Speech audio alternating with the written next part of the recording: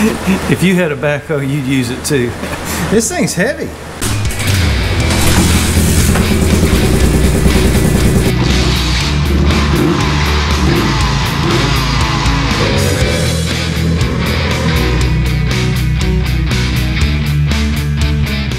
All right, guys, well, welcome back to the channel.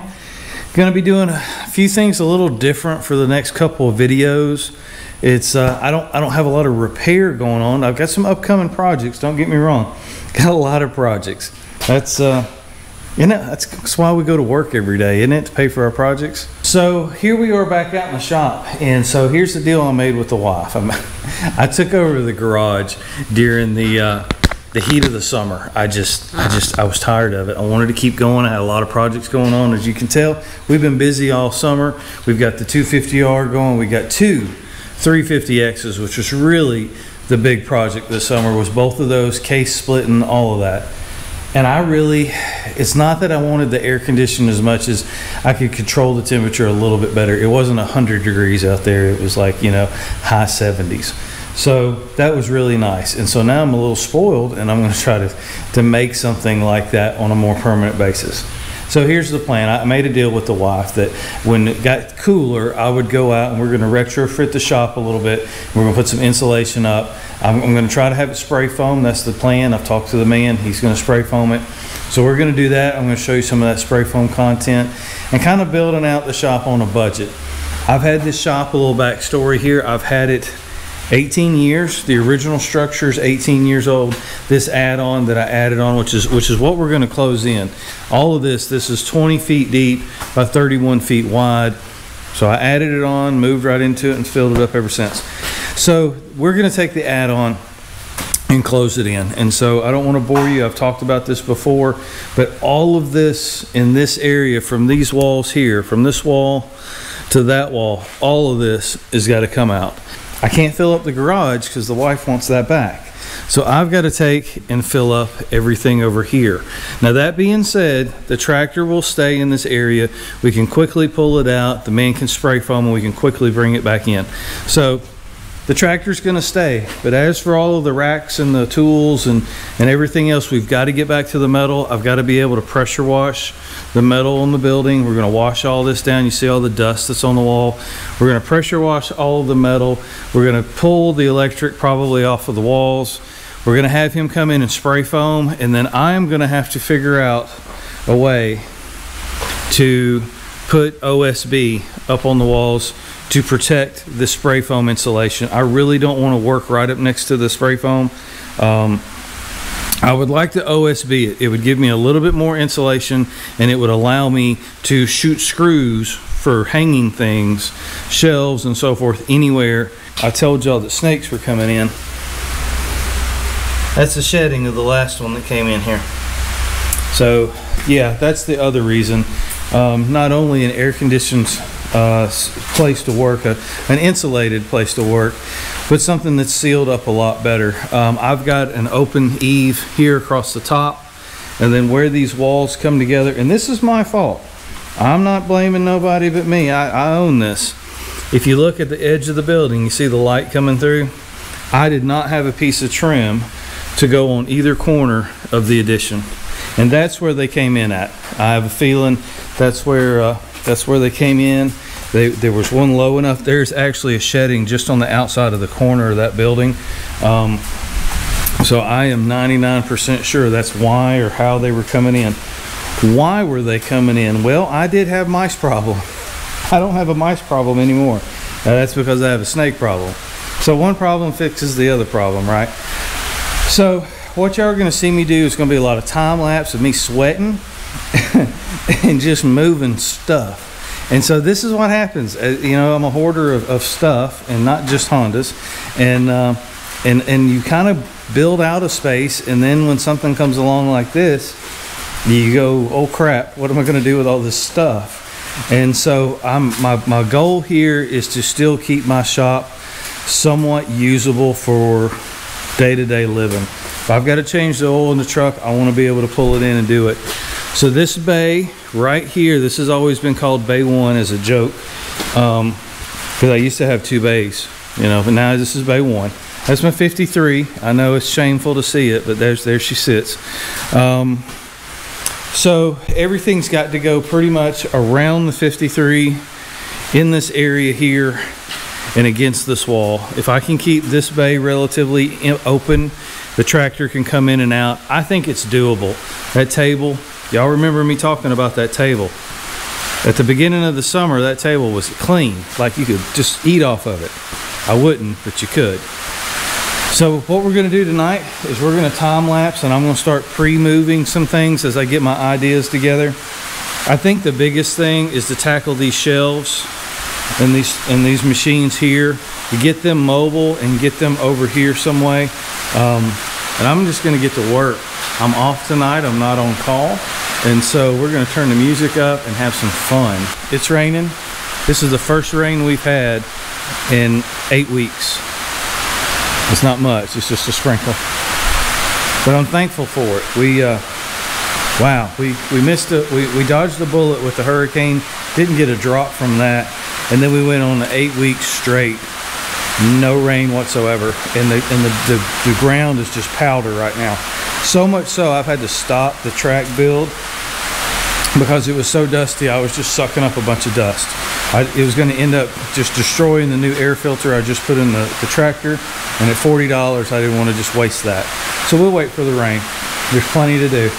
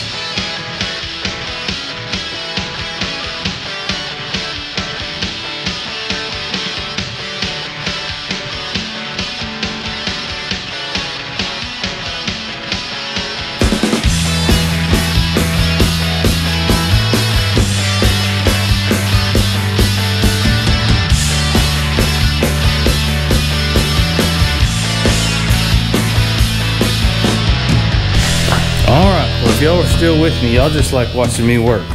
Old guy sweating to the oldies. So we got a plan, and the plan is always oh, hold up. Excuse me, I had to sneeze. So plans coming together. Table moved out really well. Tractor is the way to move that. Y'all didn't think I was gonna clean that and then move it, did you? No. Yeah, I should have, but I didn't do that. All right, well, good evening. Welcome back to the shop. We're doing evenings right now. we come out to the shop. This is evening number 2.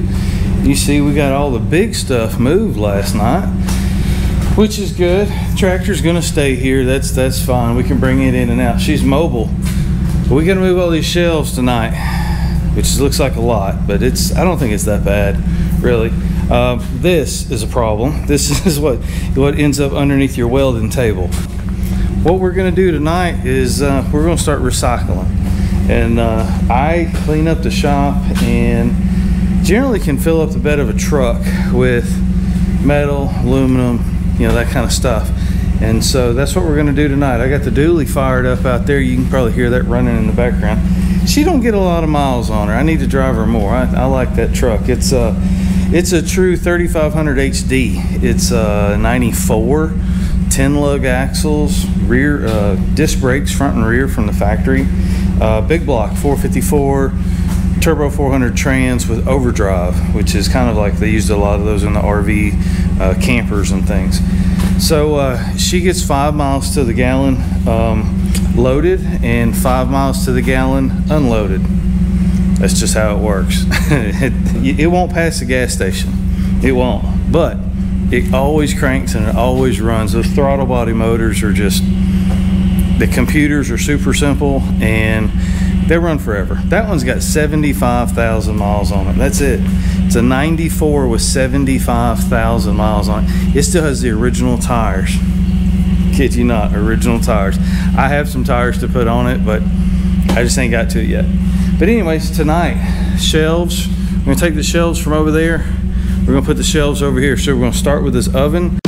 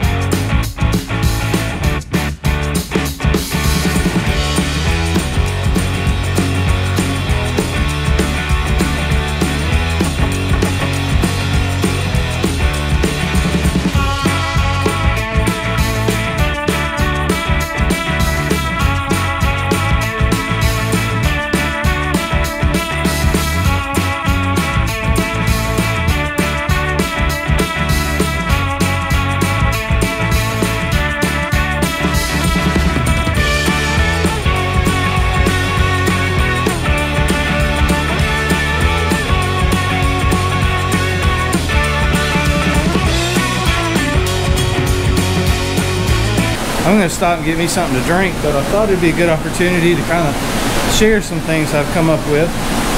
You know, when you clean up, you find a lot of stuff. Y'all saw me found some steer horn. They were given to me by a good friend of mine. I lost him in 2018, but he gave me those horns, and I brought them back from Texas. And they were broke when I got them, but I took them anyway. I'm kind of a pack rat like that. But he gave them to me, and we're going to put them up somewhere. Maybe when we get this thing finished, we'll put them up. My baseball bat from when I was a little kid. Yeah, I still have that. It would probably break in half if I hit anything with it. But yeah, I can remember when this bat was big. It's a Word. Yep, that's right. Made in Tullahoma, Tennessee. Look at that. I actually was living in Tennessee when I got this bat. I was playing Little League, and looks like it's cracked. I probably hit something I wasn't supposed to with it. But you know, for 40 years old, I guess still having it. And this was actually a little more important. This was my father's bat when he was a kid, and it's got nails in it, and I don't know what you should do with them. I mean, I'm not a baseball guy, but Louisville, Kentucky. There you go. But that was my father's bat, and he kept it. And so when he left, I kept it. I guess I inherited that pack rat for somebody, right? Yeah. So I left the fans on. I know it's loud, but I want you to kind of get a sense of how powerful these things are. These are 220 volt squirrel cages out of an AC system. And I have a friend of mine that's an AC guy. So he trades them out and he puts in new units. And he has stacks of these things. So if you need to make a friend around springtime, make friends with an AC guy. He'll change out units and you can get the fans really don't go that bad. The motors are really tough, and they are made to run all the time. So a couple things to note: they're 220 run capacitors, start capacitors help them get started, so they're very efficient. 220 volts is very efficient. If you're going to use them, you need to restrict the airflow. They're ducts on them. And I'm not an AC guy, but you see I got an old license plate over that one, another license plate over that one over there. And what that does is that restricts the intake, and it really doubles the output. I know that doesn't make sense, but it really does. It puts a load on that motor, and really that's what it wants. So, edition, Uncle Larry gave me that, and it is a huge box fan. I can feel it. You see it blowing all of this over here. It's a lot quieter. I don't think it moves as much air, but it does a really good job. It's on wheels. I roll it out in front of that outside door. It grabs all that outside air and brings it in here. It's great. And then 2 years ago, I put that one. My building is not airtight enough to really draw. I was hoping that I could draw air out, and then that would cause fresh air to come in from all different places in the building. And that's how a vacuum system works. The problem is this metal building, I've got exposed soffits, open eaves, things like that, so I don't have that vacuum because I don't have a tight enough space to create a vacuum. That is actually a 4-foot fan out of a greenhouse. It turned out really good. It's 110, and it does move a lot of air. All the videos you'll see me do with the big burnouts in the shop, and I fill the shop full of smoke, I flip a switch on that and it'll suck it all out. It does a good job for that, but it doesn't cool this building off. Not like those do. Try to find one with an internal motor. It's just a lot more compact. I took some bed rail, kid you not, I took some old bed rail and I made a bracket. Screwed it to both sides, and then I took some pipe and I made it on a post. You can see real close. That way I can just push them with a broom or a stick or a wrench or whatever, and they pivot left or right. That's what I was showing earlier. I don't know if the time lapse picked it up or not, but I can take a pole or a stick or a broom or something like that, and then I can rotate them because I put them on a pivot, and then that way they can be stationary, but when I'm welding and I need to divert that much air, I can turn it away from me, or if I'm sweeping and I don't want it to all blow up in my face, I can divert the air that way. First time I've seen that wall since I built that room. When you start moving or sorting or cleaning or whatever, you bring up some fond memories or some memories, good and bad, I guess. But yeah, I got a lot of crap. Yeah. See ya. Day 3 shop clean out. Wow, it's you know, just working in the evenings. You can't get a ton done, but we've got a lot done. As y'all see here, we're down to the last set of shelving, and I'm going to get that done. This wall's completely empty. I'm going to tackle this tonight. This is going to be really an ordeal because it's a lot of smalls. Going to have to try to put them in a box and get somewhat organized. It's kind of like going down memory lane. You know, you open a box that you hadn't opened in 10 years and you realize, wow, I didn't know that was in there, or I forgot that was in there, or then you realize it's been 10 years since I've seen that box, or you know, whatever's in it. So there's a lot of that too with cleaning up. This is you should probably move like every 10 years, just for the simple fact is you can find stuff and go, oh, I wondered where that went, and you're not losing your mind. But I went to bed last night. I was laying down and I was thinking about it, and I think I messed up. I think I'm going to change my plan here a little bit. I think the welding table is just in the wrong spot for here. Y'all keep in mind that this cleanup is going to be, the shop's going to be this way for a couple months. You know, I've got to get the spray foam guy down here. He's 2-3 weeks out. Well, there's a month right there. I got to get plywood brought in. We've got to do some welding, and so I'm going to need a table to do work. I'm going to need my welder. I'm going to need all of my fab tools for that kind of work. So burying that stuff in the move, you know, in the cleanup is not going to work. So what I'm going to do is we're going to take the welding table, we're going to put it back in the room that we're working on, and that'll give me a place to work. We'll put all the metal fab tools, will be the only thing left in this room. Then I can use that room to actually do the work. The dually's not getting full fast enough. I've got to purge more and hoard less. So there's the name of the title. It's the title of the video right now. Purge more, hoard less. But yeah, I haven't walked through here. This is like new concrete. Look at this. I haven't been in here in years. There's always been machines or tables or something sitting here. So this is like a whole brand new space. Lighting's got to come down. They're going to spray from the roof. So I don't want him to get a lot of spray foam, overspray on the lights. So I told you the story of those. Those are actually family heirlooms too. These were my father's lamps. He always said he was going to hang them in his shop, and he never made a priority to have a shop, and so he never had a shop. But he had lamps, and so I guess I'm kind of finishing that dream for him is when I put them up. So they're going to hang in my shop forever. Chloe's done found something. There's Chloe, everybody. She's good. She likes to bark at the neighbors. It's as if she didn't know they were the neighbors for the last, well, her whole life. They were here before she was. But she's going to say hi to them, no doubt. All right, well, let me get started. Y'all have a good one.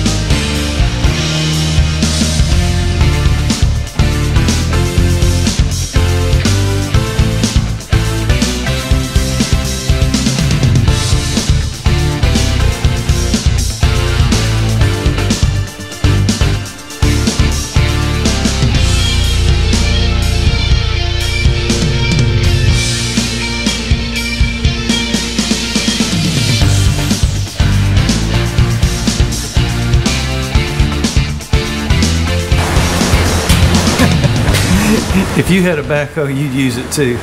This thing's heavy. I'm just amazed at how much junk I have collected. You see the truck's getting full up, so we're going to take that to a scrapper, a recycler right down the road. And so we'll actually make a few dollars off of that. That's some projects that just didn't It never come to. I think, you know, sometimes you change your mind, you start gathering parts, and then you kind of sit on them. And so we got a rear axle here, the one on the bottom chassis. I got it for the ladder bars underneath it. Back then, 20 years ago, a lot of guys were using those as NASCAR arms or something like that, and it was an easy way to locate a rear axle with ladder bar suspension. This is out from under a 69, 70 C10 truck. And then this top axle, I really like it, but it's a full-size car axle. It's a heavy-duty car axle. It came out from underneath a hearse of all things. I would keep it, but it's set up for 4-length. That's what the car had in coil springs, and it's really too wide for my 53. And then the axle in front of that one is just a regular old S10 axle I used for mock-up when I was building the 53. The 53 actually has a S10 Extreme rear axle underneath it. It's supposed to be a little stronger. I don't know. But it came with a good gear in it. It's 373s from the factory, which is a little lower than most of your little trucks. So that's what's under it now. I did put a spool in it just for fun. You know, it's on borrowed time. Big block and an S10 rear axle. But I'm going to go grab some lunch. I've made enough mess this morning. It's been a long morning already. Not just here. I actually had to go into work this morning about 5:30. They called me. Had to go in. So it's going to be a long day, but that's okay. That's okay. We'll get a lot done. You can really bury yourself in stuff and good stuff, but the time and effort that it takes to sell that good stuff or to use that good stuff, that time and day may never come. And I'm really I'm not going to say I'm turning over a new leaf, but I am really ready to pare down. That's kind of something that the birthday brought on. I really think that I've got stuff that I will never use, and so I'm just paring down. I'm selling stuff. I'm getting rid of stuff. There's stuff I have had for 20 and 30 years that I've never used, and it just kind of feels like a weight, you know. It's just stuff. That's all. It's just stuff, and I'm tired of tripping over it and stepping over it. I really want to have a nice clean space to work and kind of start over. If you like working with your hands, get yourself a space, even a small space. I literally started when I was a kid on bicycles, and I could tear a bicycle down and put it back together blindfolded, and I had a small little set of tools, but it was a little room. It was kind of stuck on the back of the house. There's a concrete slab out in front of it, and I learned to turn wrenches there on bicycles. That's all I had, that little bitty space. And then as the family moved around, we ended up having a single car garage, and I worked there. And then, you know, and I'm talking as a kid, I mean, just doing stuff, anything with an engine or wheels on it had my attention. And you know, and then a 2-car garage, and then I got out on my own, and I had a 2-car garage, and I worked with that for a long time. And then we moved here, and I built this property, and I literally built the shop the exact same time as I built the house, because I knew that the shop would feed the house. And so, you know, it doesn't have to be 3-wheelers, but lawnmowers and weed eaters and etchers and saws and sandpaper and paint and all that kind of stuff that you need just to operate a home. The shop allows for that too. And so it really serves a lot of jobs, whether it's plumbing or electrical or mechanical. A shop, a place to work, to keep your tools safe. And I know I've got a ton of stuff around here, but I didn't start that way. I mean, I didn't start with anything. I had my father's tools, and I was grateful for that. And I lost a lot of screwdrivers, and I still do. It's my Achilles heel is the screwdrivers. I lost a lot of his screwdrivers, but a shop can grow with you, and you can learn a lot, and you can expand. This shop, as you know, we blew a wall out here, and I doubled almost the size of the shop. You can never have too big a shop. I'm sorry, I don't care how big it is, you'll find a way to fill it up. And this purge of mine is just really me paring down. It's getting rid of a lot of projects. I'll never use those axles. I don't see doing that kind of work anymore. My heart's not in it right now. I may be wrong. I may come back around to it, but I'll go source another one. You know, don't let this stuff drag you down.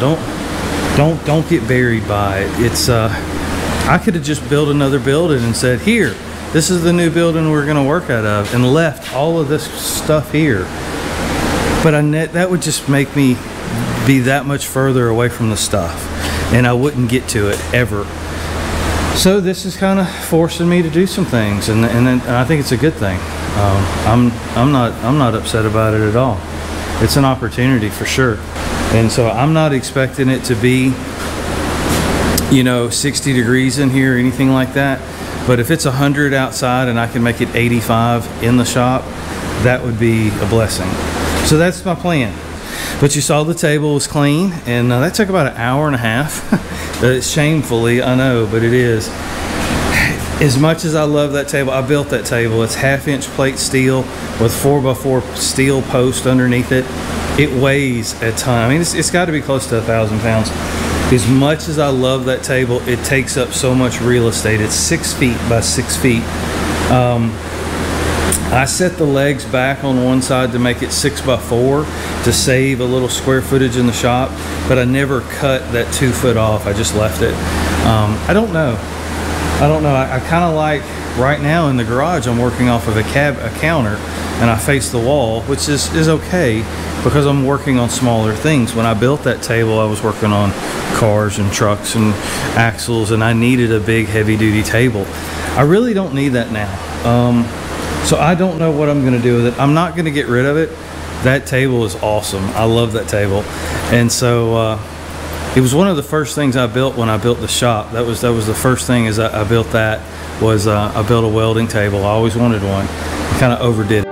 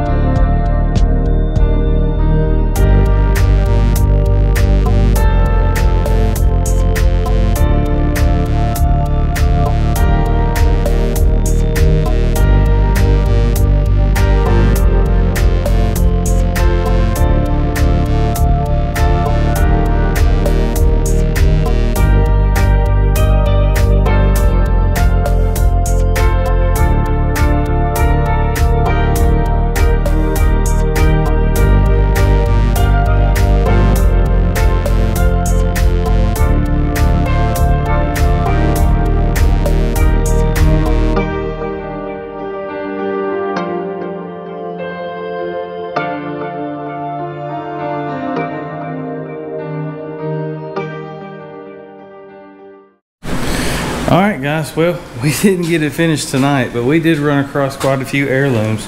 That is my tricycle from when I was a little kid. Yep, we had wheels back then, believe it or not. Yep, that's mine. She's a little tired looking, but she's still there. Why do you keep something like that? I have no idea. You just do. Falls apart, and one day, you know, there won't be nothing left of it. Paint's coming off. There's not rusty, but it's just the paint just let go. You got tired of waiting, I guess. But yeah, there she is. But we got a lot done. A lot done. All the shelving's gone all the way down that side. I brought the table back in this side, and I'm going to keep all my metal fab tools out because I'm going to be needing them. So what I'm going to have to do, and we haven't really addressed this, is these studs are on 5-foot centers, which is fine for metal, but it's not going to work with wood. What's going to happen when I put an 8-foot sheet of plywood up here, I'm going to run halfway and I'm going to run out. I really can't get 10-foot OSB, they don't make it. So what I'm going to have to do is I'm going to have to go and get, I've got some tubing here on property. And so what I'll have to do is we'll have to measure out 8 feet, and then we'll have to put in basically what they call a cripple stud. And so we'll have to put a T across and then put a stud down. So when that 8-foot piece of OSB falls on it, it'll have something to screw to on the edge. And we'll have to do that every 8 feet. So we're gonna have to do that like 5 times. So per wall. It's going to get tedious. So what we'll have to do is we'll do a horizontal all the way across at 4 feet, and then where we need to drop down for stability, that's what we'll do. We'll go up 4 feet, and then we'll do another. Being a 10-foot wall, it's going to have 2.5 sheets of OSB on it. As for the sides, same thing. We'll have to do there. This one's not so bad here because of the door takes up so much of this side of the wall, but we're going to have to do the same thing to this wall, this interior wall, and then I'm gonna have to fab up a doorway which is huge now that I've opened this wall up. We're gonna have to basically close it back in, but I'd like to have some kind of pocket door or a barn door if I could, even if I have to make 2 out of it. I think the roof is probably going to be the biggest savings of energy loss, is the roof, is because the sun won't be able to beat down on me near as bad with the insulation up there. But yeah, that's it. If nothing else, this is a good exercise in cleaning out the shop. It's an opportunity to reset and you know, figure out what's important. Well, thank you for watching. I appreciate it. I hope you I hope you got at least a chuckle out of my misery. Y'all have a great day. Thank you for watching.